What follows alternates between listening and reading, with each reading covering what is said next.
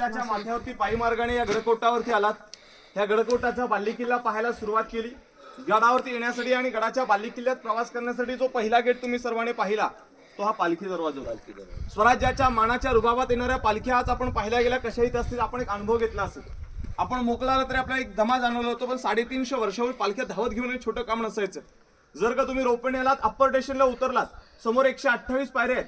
ते 128 पायऱ्या चढल्यानंतर पहिला एक गेट आहे, त्याचं नाव आहे मेना दरवाजा. मेना पालखी एकच प्रकार, मेना पॅगबंदिस्त, पालखी ओपन असायची. राजाच्या राण्या सूर्योदय सूर्यास्त पाहिला पॅगबंद मेन्यामध्ये बसायच्या. पलीकडच्या गेटने येणं जाणं चालायचं, मग त्याचं नाव तो मेना दरवाजा. 2 गेटच्या मध्ये ही आडवी भिंत आहे. या भिंतीला संलग्न एकाला एक लागून 6 महल आहेत. राण्यांच्या महलाचा भाग म्हणून ओळखलं जातं. मग छत्रपती शिवरायांना राण्या किती होत्या कोणाला माहिती आहेत का? बरोबर आहे, 8 राण्या होत्या. आज कल्पना करा, एका राजाला 1 राणी करायला परमिशन आहे. शिवरायाने 8 लग्न का करायचं त्याच्या मागचं एक कारण आहे. स्वराज्यात मावळ्यांची कमतरता होती. मोठमोठ्या घराण्यातल्या त्या मुली केल्या.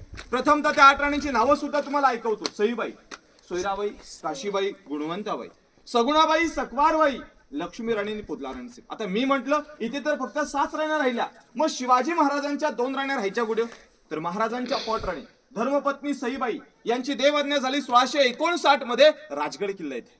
संभाजी महाराज वयाचे 2 वर्षाचे होते. आईची माया, आईचं जे प्रेम आहे हे फक्त 2 वर्षापुरतं लागतं. राजांच्या 3 नंबरची राणी 2 किलोमीटर मागे पाचड गावला साहेब. आऊसाहेबांना 9 एकराचा वाडा होता. दम्याचा त्रास होता, गडाचा चढ उतरवणं शक्य नाही. पण त्यांच्या सेवेसाठी 3 नंबरच्या राणी पोदला राणीचे गडाच्या पायथ्याशी. तुम्हालाच प्रश्न पडेल, एवढा मोठं रायगडाचं क्षेत्रफळ, आऊसाहेबांचा वाडा सहज गडावरती बांधता आला असं नाही. दम्याच्या त्रासामुळे त्यांना गडाचा गारवा हा सण होण्यासारखा नव्हता, म्हणून पाचाळगावमध्ये 9 एकराचा वाडा त्यांच्या सेवेला आणि त्यांच्यासोबत 10,000ची फौज सुद्धा होती. नाहीतर तुम्ही म्हणाल गडावती, आता लोकांनी भला मोठा एक प्रश्न पडतो की गडावती एवढी मोठी बाजारपेठ कशासाठी? त्याचं कारण असायचं, हे राष्ट्रीय व्यापार होता. आंतरराष्ट्रीय व्यापार असल्यामुळे इथे काय व्हायचं, तर बाहेरची लोक तर यायची, पण तळाला राहून 10,000 लोक सुद्धा गडावरती यायची. का? तर राजधानी पण पाहायचं, कार्यक्रम पण बघायचा, जाताना एक आठवण म्हणून काहीतरी गडावरून घेऊन जायचं. बघा, हे त्या काळातली खातिरदारी असायची. बघा, एवढा मोठा महाल एका राणीसाठी होता. महलात आतमध्ये काय असावं, तर पहिलं हॉल आहे, म्हणजे थोडक्यात तिची सदर राणीची. पाठीमागे त्यांचा अंतापूर म्हणजे त्यांचं बेडरूम, टॉयलेट रचना, थंड हवा खायला खिडकी. वीट बांधकाम पेशव्याने घडवलं, तर दगडी बांधकाम आपल्या राजाने घडवलं. जुन्या काळात एकदा टॉयलेटची भांडी सर्वांनी जाऊन आतमध्ये बघून घ्या. मग राजांचा धान्य कोठार, खलबतखाना पाहायला जाऊया. बोला छत्रपती श्री शिवाजी महाराज की जय.